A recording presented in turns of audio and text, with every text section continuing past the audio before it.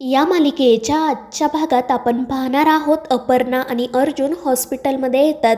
तर अमोल त्यांचीच वाट बघत बसलेला असतो आणि मग त्यानंतर तो त्यांच्याशी गप्पा मारू लागतो. तो म्हणत असतो की बाबा, तुम्हाला माहिती आहे का, हॉस्पिटलच्या पाठीमागे एक कॅन्टीन आहे आणि मला ना तिथे फिरायला जायचं आहे. मात्र त्यावर अपर्णा आणि अर्जुन त्याला समजवतात की डॉक्टरांनी आता तुला बाहेर जाण्याची परवानगी दिलेली नाही आहे, निदान थोडे दिवस तरी तुला इथेच आराम करावा लागेल. आणि ते ऐकून अमोल नाराज होतो. मात्र अपर्णा आणि अर्जुन त्याला समजवतात की एकदा का तू बरा झाला की आम्ही तुला सगळीकडे फिरायला घेऊन जाऊ. आणि ते ऐकून अमोलसुद्धा खुश होतो. आणि मग त्यानंतर डॉक्टरसुद्धा त्या ठिकाणी येतात. अमोल खुश आहे हे बघून त्यांनासुद्धा आनंद होतो आणि मग ते अमोलला त्याला काही त्रास तर होत नाही आहे ना असं विचारतात. त्यावर अमोल नकार देतो. तर डॉक्टर अपर्णा आणि अर्जुनला सांगतात की अमोलची रिकव्हरी चांगली होत आहे आणि जर याच स्पीडने त्याची रिकव्हरी होत राहिली तर आम्ही 2 दिवसात त्याला डिस्चार्ज देऊ. आणि ते ऐकून त्या तिघांनासुद्धा खूप आनंद होतो. त्यानंतर मग अर्जुनने त्याने अमोलसाठी जी जी खेळणी आणलेली असतात ती सगळी खेळणी अमोलला दाखवतो.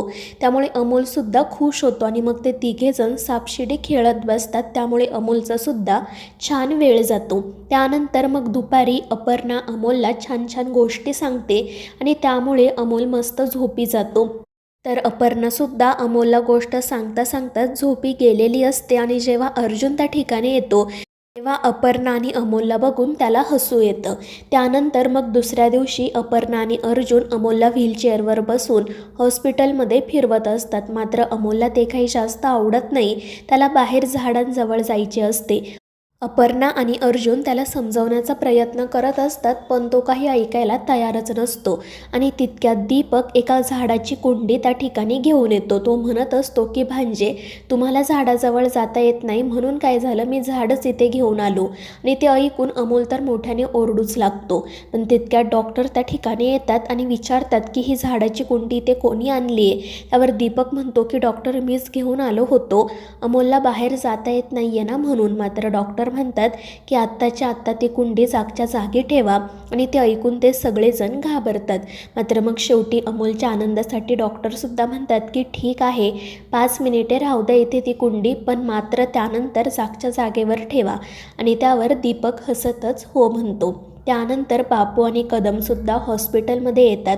ते शेतातली गोष्ट अमोलला सांगत असतात. त्यामुळे अमोल तर खूपच आनंदात असतो. त्यानंतर मग अपर्णा अमोलच्या त्या रूममध्येच तिचं काम करत बसलेली असते. आणि त्यानंतर अमोल स्वतः त्याच्या बेडवरून खाली उतरतो आणि अपर्णासाठी पाण्याचा ग्लास घेऊन जातो.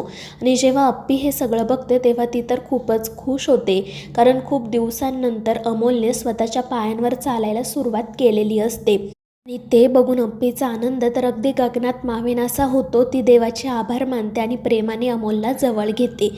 तर अमोलने कितीसुद्धा नकार दिला तरी रुपाली त्याला प्रेमाने गोष्ट सांगत जेवण भरवत असते.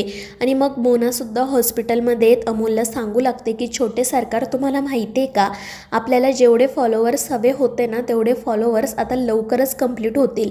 तुम्ही बघालच, थोड्याच दिवसांमध्ये माझ्यासोबत सेल्फी घ्यायला बाहेर लोकांची रांग लागेल. आणि ते ऐकून अमोलसुद्धा खूप खुश होतो आणि मोनाला टाळी देतो. तर दीपक आणि स्वप्नीलसुद्धा हॉस्पिटलमध्ये अमोलचा वेळ चांगला जावा म्हणून त्याच्यासोबत खेळत असतात.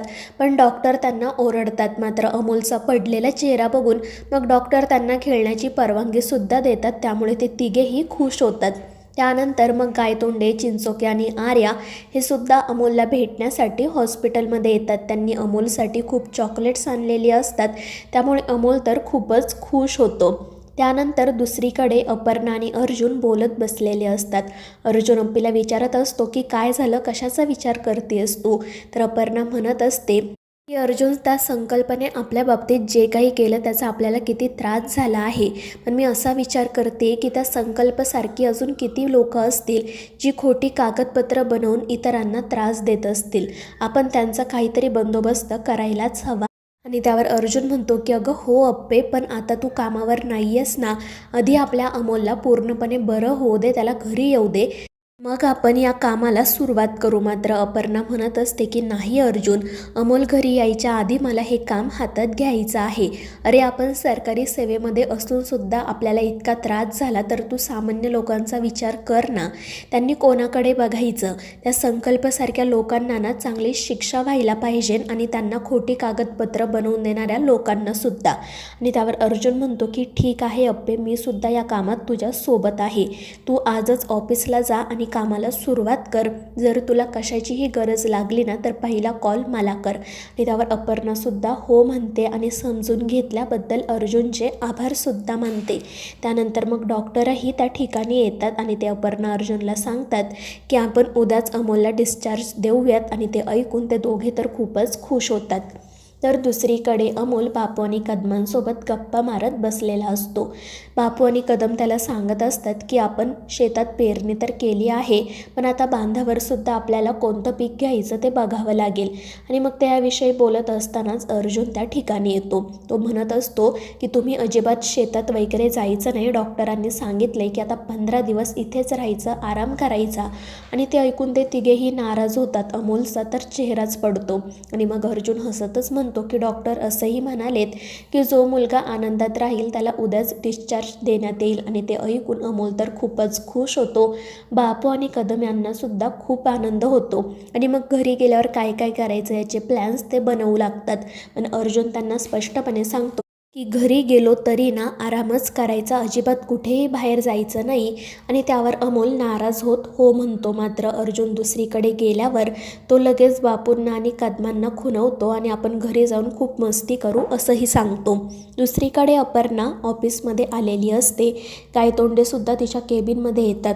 अपर्णा तिने दिलेली कामं पूर्ण झाली की नाही याबद्दल गायतोंडेंना विचारते. सगळी कामं व्यवस्थितपणे सुरू असतात. आणि मग त्यानंतर अपर्णा गायतोंडेंना म्हणते की त्या संकल्पने काय केलं याचा तुम्हाला अंदाज आहे ना. त्यावर गायतोंडे म्हणतात की हो मॅडम, राग आणि मत्सर माणसाला कोणत्या थराला घेऊन जातो याचं जिवंत उदाहरण म्हणजे तो संकल्प आहे. तर अपर्णा म्हणत असते की गायतोंडे, या संकल्पसारखी अनेक माणसं असतील जी खोटी कागदपत्र बनवून आपल्याच आजूबाजूला वावरत असतील. आपण यांचा काहीतरी बंदोबस्त करायलाच हवा, जेणेकरून सामान्य नागरिकांना या लोकांमुळे त्रास होणार नाही.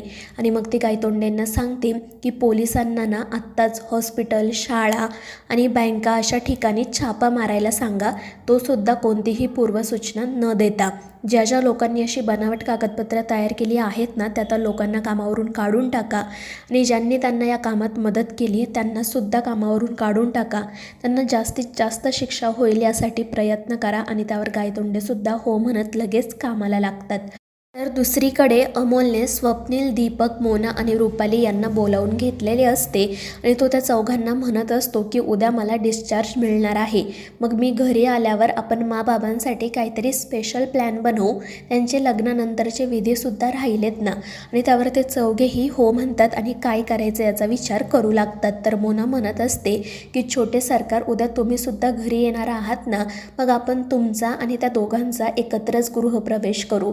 आणि मोनाची ही कल्पना सगळ्यांनाच खूप आवडते. आणि मग अमोल त्याचा पुढचा प्लॅनसुद्धा त्या चौघांना सांगतो. दुसरीकडे डॉक्टर अपर्णा आणि अर्जुनला अमोलला डिस्चार्ज मिळाल्यानंतर त्यांनी कोणकोणती पथ्य पाळायची, त्याची कशी काळजी घ्यायची ते सांगत असतात. आणि ते सगळं काही ऐकून हे दोघेजण काळजीतच पडतात. अपर्णा म्हणत असते की शहेनशाह, आता आपल्याला हे नवीन चॅलेंज स्वीकारावं लागणार आहे. आणि त्यावर अर्जुनही हसतच हो म्हणतो. तर मित्रांनो, या मालिकेच्या पुढील भागांच्या अपडेटसाठी आपल्या चॅनेलला सबस्क्राईब करा.